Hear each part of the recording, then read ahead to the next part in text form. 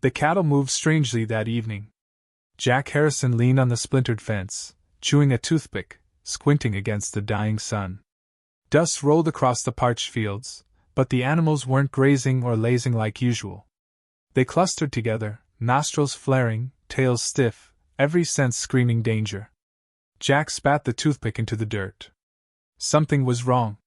He didn't trust the news these days, couldn't trust Washington even if they begged. But Jack trusted nature. The cows knew. The red hawks circling overhead knew. And deep inside, where the old instincts slept like coiled rattlesnakes, he knew too. Jack slipped into his farmhouse without a sound, boots barely scuffing the floorboards. His old M24 leaned against the kitchen wall like a loyal dog. He grabbed it, checked the chamber, one round already nested. Beside it, a weathered bag, packed since the day he'd retired, waited without dust, ammo, binoculars, survival kit. He slung it over one shoulder, clicked the safety off, and stepped back onto the porch. The air felt thicker now, buzzing faintly. Somewhere up there, beyond the blue, beyond what most men dared imagine, something was coming down. The first sign wasn't sight or sound. It was a feeling, pressure, like the sky itself exhaling, squeezing the breath from his lungs. Jack dropped to one knee behind the rain barrel just as a faint shimmer rippled across the evening sky. No fanfare, no sonic boom, just a faint tearing sound, wrong in a way language couldn't capture. Above the northern pasture, a patch of sky split open.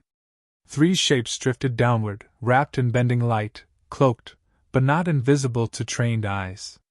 They landed without a whisper, shadows flickering across the dry grass, crouched low, scanning the terrain with alien precision. Jack cursed under his breath. They weren't from around here, and he didn't mean the next town over. Adjusting the rifle strap, Jack slid through the back gate, keeping to the tall grass. His heartbeat stayed steady, like it always had before the first shot. 20 years of Black Ops training didn't just vanish when you hung up the uniform. One alien broke from the others, moving toward the ranch house with alarming speed. About 7 feet tall, armored but sleek, the figure carried something that resembled a cross between a plasma rifle and a surgical tool. Designed for silent, efficient kills. Jack chambered around, settled his cheek against the stock, and slowed his breathing. "Easy, boy," he whispered, speaking to both the rifle and himself. Through the scope, the target's armor shimmered in the setting sun. No insignia. No warning. A surgical execution team. He squeezed the trigger. The M24 barked once, sharp and savage. The bullet punched through the alien's head just below the eye ridge. The creature crumpled mid-stride, armor sparking briefly before the cloaking shimmer collapsed entirely. The other two assassins turned instantly, heads swiveling unnaturally, weapons snapping into firing position. Jack didn't wait. He rolled left, pressed flat against the earth as a beam of molten light vaporized the fence post where he'd been seconds before. "Guess we're not doing diplomacy tonight," he muttered. Using the terrain like an old friend, he sprinted low toward the irrigation ditch, boots silent on the cracked soil. Behind him, another blast scorched a furrow into the field, the smell of burnt grass filling the air. He dove into the ditch, mud and sharp stones tearing at his elbows, rifle cradled tight to his chest. Seconds ticked past. Then footsteps, strange, metallic, almost insect-like, crept closer. Jack eased up, just enough to spot them through a break in the weeds. They moved in perfect synchronization, scanning and covering each other's blind spots with ruthless discipline. These weren't amateurs. These were apex killers. He grinned anyway. "You ain't the first sons of bitches who thought high-tech made you smart." He tapped the old radio clip to his belt. Static hissed. Good. Shortwave interference meant their gear was vulnerable to local electromagnetic pulses. Jack pulled a battered remote detonator from his vest and flipped the switch. A flashbang hidden in the watering trough exploded with a deafening crack, flooding the night with brutal white light. The assassins reeled back, shields flickering, optics overwhelmed. Jack didn't hesitate. He rose, fired once, crack, reloaded, fired again, crack. One alien dropped, armor smoking. The second staggered but managed to raise its weapon. Jack moved like liquid death, closing the distance, using the blind spots, the angles, the environment they didn't understand. 50 yards. 30. 10. He ducked a wild plasma shot, then leapt up from a dry gulch, slamming the butt of his rifle into the assassin's faceplate. The alien stumbled back, disoriented. Jack yanked the combat knife from his belt and drove it under the creature's chin, where armor met neck. It spasmed once, then collapsed. Silence rushed in again. Only the wind, the restless cattle, and Jack's measured breathing remained. He wiped the blade on the alien's shoulder, flicked the blood away, and scanned the fields. Nothing more came through the rip in the sky. Not yet. Jack dragged the corpses to the old barn, hiding them under piles of hay. He worked fast, mind already racing ahead. This wasn't an isolated hit. It was a scouting party. A test. Someone out there thought Earth was easy pickings. Someone had forgotten the lessons of Bunker Hill, of Bastogne, of Fallujah. Jack slung the rifle back over his shoulder and looked up at the night sky, where faint stars shimmered like distant eyes. He smiled grimly. "Welcome to Earth, boys. Y'all just picked a fight with the wrong species." Without another word, he vanished into the darkness, already planning the next move. The dead of night cloaked the ranch in uneasy stillness. Jack crouched inside the weather-beaten barn, scanning the fields through the battered slit of a broken plank. His heart wasn't hammering, it was ticking, slow and cold, counting the seconds. They hadn't sent just 3. Jack knew it in his bones. Empires didn't risk Imperial assassins lightly. If 3 had landed, more would follow, stealthier, smarter, angrier. He shifted his weight silently, rolling his shoulder to ease the familiar ghost of an old wound. His mind raced through options. No reinforcements. No air support. No cavalry. Just him, a ranch full of improvised defenses, and a worn-out rifle that had already saved his life twice tonight. Footsteps approached, softer than the breeze but wrong to a soldier's ear. Through the crack in the barn wall, Jack caught the glint of distorted moonlight. 3 new figures advanced across the field, their outlines warping the landscape like walking oil slicks. Jack's fingers curled tighter around the M24. No straight shot yet. They moved like wolves, fanning out with mechanical precision, sweeping the ranch yard with handheld scanners that crackled softly in the stillness. Jack didn't react. Patience was a predator's virtue. Let them step closer. Let them think the field was clear. The lead assassin reached the cattle pen. Jack had rigged it hours earlier when the first unease had crept under his skin, tripwires, camouflaged trenches, and cattle trained to scatter at specific whistles. He gave a short, sharp whistle through clenched teeth. The pen gates blew open with a clatter, and 24 head of agitated cattle thundered into the night. Chaos exploded. The alien stumbled, scanners whirling uselessly, struggling to distinguish between charging livestock and actual threats. Jack moved. He sprang from the barn's shadow, raised the M24, and fired into the confusion. The first shot cracked through the night and punched clean through the lead assassin's chest plate, throwing it backward into the dirt. Before the others could react, Jack pivoted, dropped to one knee, and fired again. Another fell, writhing, weapon spasming out of its hands. Only one remained, pivoting toward him with eerie speed, its plasma weapon growling to life. Jack rolled hard left, feeling the searing heat of a blast skim past his ribs. He landed behind an overturned feed cart, using it as rough cover. The air smelled of scorched metal and ozone. "You like hide and seek?" Jack called out, voice low and mocking. "Texans invented that, too." The alien didn't answer. It moved to flank him, swift and methodical. Jack kicked the feed cart forward with a grunt, rolling it toward the assassin as a makeshift battering ram. The alien hesitated, half a second of calculation, and Jack used it. He aimed under the cart's tumbling body and squeezed off around. The bullet caught the assassin's weapon, shearing the barrel clean off. The alien staggered back, stunned. Jack was already moving, sprinting to a new firing position behind a rusted tractor. He popped the bolt, chambered a fresh round, and adjusted his scope.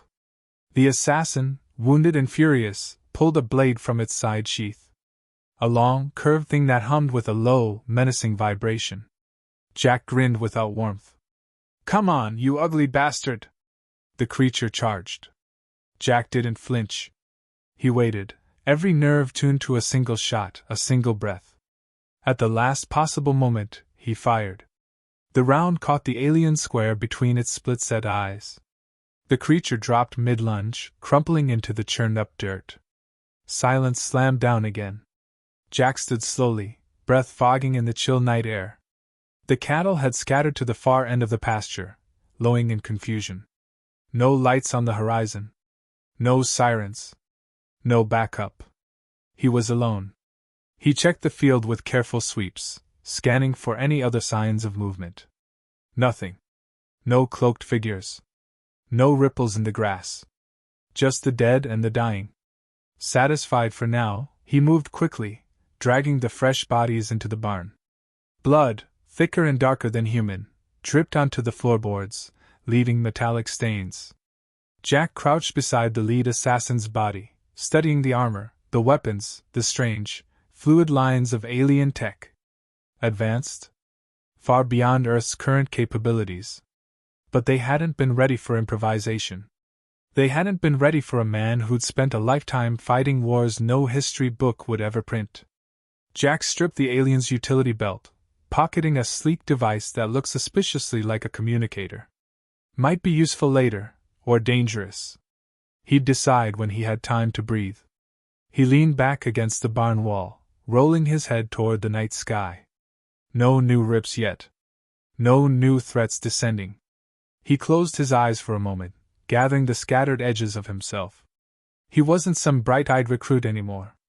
He wasn't fueled by flag-waving speeches or medals that ended up in forgotten drawers. He was fighting for something simpler. The right to be left the hell alone. The right for Earth kids to grow up under a sky that didn't hide foreign predators. The right for cows to chew cud in peace without cloaked death landing in their pastures. A soft click broke the moment. Jack's eyes snapped open. From across the field, under the skeletal remains of the old windmill, a faint glimmer sparked, the unmistakable shimmer of another assassin stepping cautiously into view. Jack didn't move. Didn't reach for the rifle yet. He watched. The alien crouched low, scanning the barn, weapon at ready. Jack smiled grimly. The next move wasn't his. It was the Earth's. The wind kicked up then, whistling through the broken beams and scattering dust in a swirling wall. The assassin hesitated. And in that moment of hesitation, Jack slipped silently into the shadows, a ghost in his own land, preparing to make Earth's answer to conquest loud, brutal, and unforgettable. The assassin moved like smoke across the field, scanning with an eerie precision honed through centuries of perfected killing. Jack Harrison trailed him silently, his boots finding old dry creek beds, patches of rock, anything that muted sound. The hunted didn't even know it yet. A quarter-mile ahead, the skeletal frame of an abandoned mining facility rose against the night sky. Jack's mind raced. Stone buildings, rusted conveyors, half-collapsed tunnels, perfect grounds for ambush or entrapment. The alien headed straight for it. Good, Jack thought. Steel and shadows would be his allies tonight. He stayed low, weaving between mesquite bushes, sliding into the ruins without so much as a whisper. Crumbling structures loomed like forgotten titans, their hollow windows gaping into the black. Inside the processing plant, the alien paused. Its cloaking shimmered once, failing briefly under the electromagnetic distortions of the old generators buried deep underground. Jack caught a glimpse of it, 7 feet of armored muscle, weapon poised to kill anything with a pulse. Jack ducked behind a shattered forklift, surveying the floor layout. High catwalks, broken stairwells, conveyor belts sagging like dying snakes. Plenty of cover. Plenty of angles. He needed to bleed the alien's confidence. Slowly. Methodically. Jack pulled the stolen alien comms device from his pocket. He thumbed it alive, feeling the pulse of foreign energy vibrate against his skin. The interface was slick, complicated, but basic functions were universal. Audio override was a language every soldier understood. He clicked it on, spoke into the static. You really thought this'd be easy? His voice echoed off the metal walls, bouncing from everywhere and nowhere. The assassin tensed, scanning wildly, weapons slicing the air. Jack grinned and clicked again. You're hunting coyotes, friend. Welcome to the desert. The alien fired blindly at a cluster of pipes. Sparks showered the floor. Jack stayed in the shadows, moving counterclockwise, narrowing the circle with patient, deliberate steps. Another click. Another taunt. I know your heart's beating faster now. I know you're thinking about running. Jack caught a flicker, the alien retreating toward the central conveyor. He let it. He needed the perfect line of sight. Silently, he scrambled up a rusted maintenance ladder, keeping low across a warped catwalk that groaned under his weight. The vantage point was good. He could see the assassin's every twitch, every breath. Jack steadied his rifle against the twisted steel beam, slowed his breathing to a crawl, and waited. The assassin spoke, voice cutting through the static, a language like glass grinding against stone. Jack didn't understand the words, but he understood the tone, anger, fear. It was losing control. And that made it vulnerable. The alien darted toward an overhead crane, trying to reach higher ground. Jack let it climb. Let it think it had the advantage. Patience. When the creature reached the midpoint, Jack squeezed the trigger. The shot ripped through the crane's support cable, not the alien itself. The structure groaned, listed sharply. The assassin stumbled, losing balance for the first time.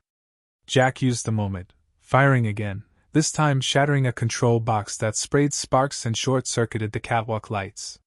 Total darkness swallowed the facility.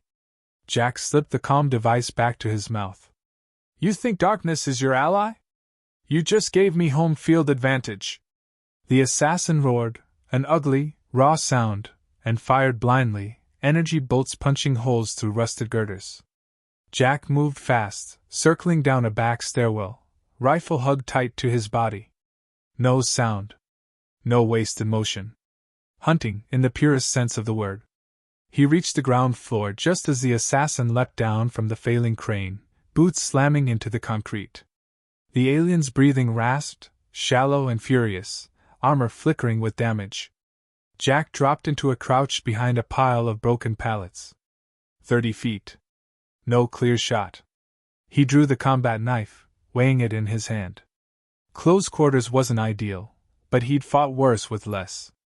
The alien advanced cautiously now, sweeping the darkness with infrared scanners. Jack watched the beam of light slicing across the floor, saw it pass just a foot from his position. Another step. 2 more. Now.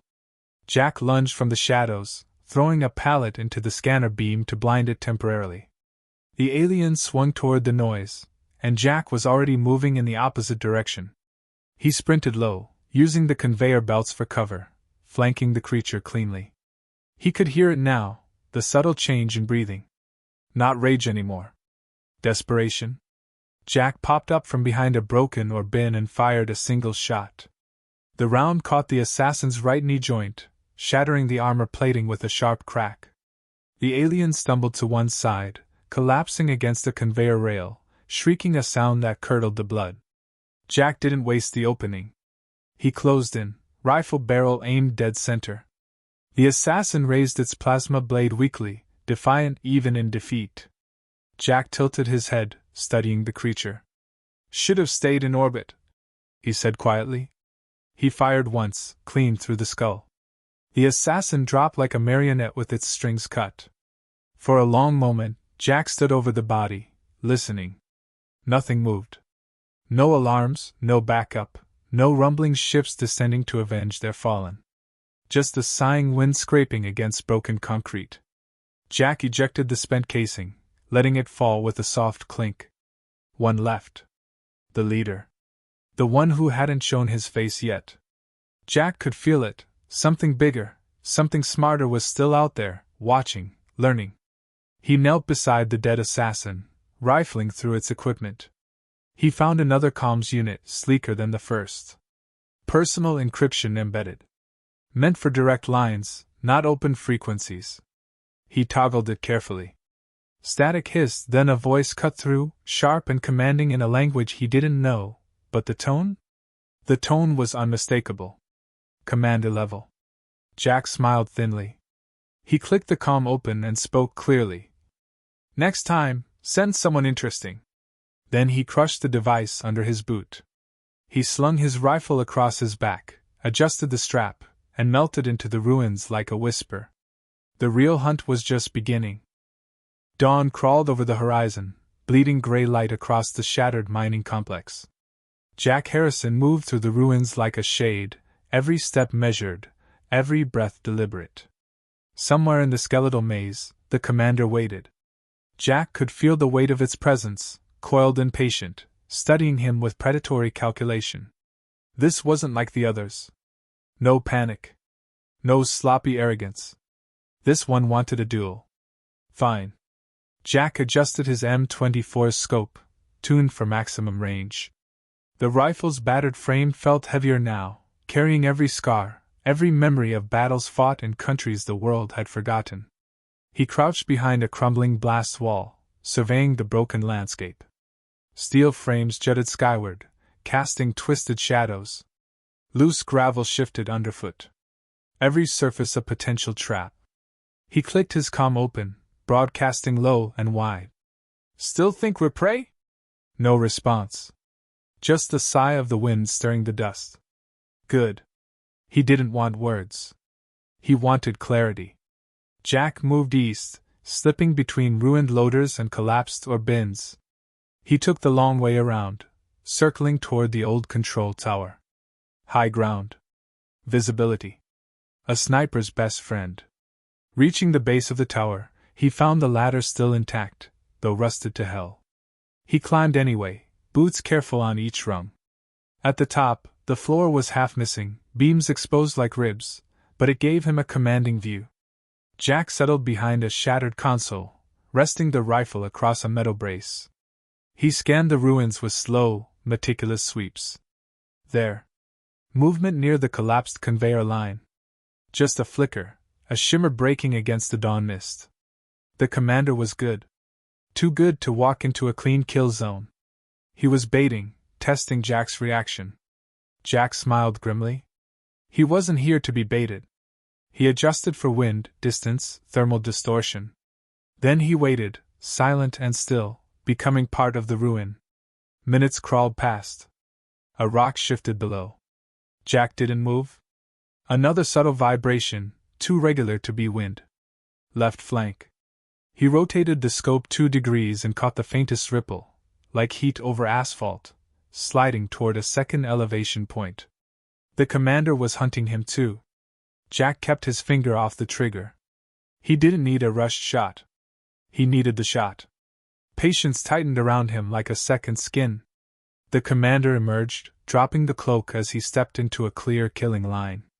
7 feet of brutal efficiency, armor gleaming faintly under the rising sun. His weapon, a sleek, triple-barreled plasma rifle, was already aimed at the tower. Jack breathed out. 1 heartbeat.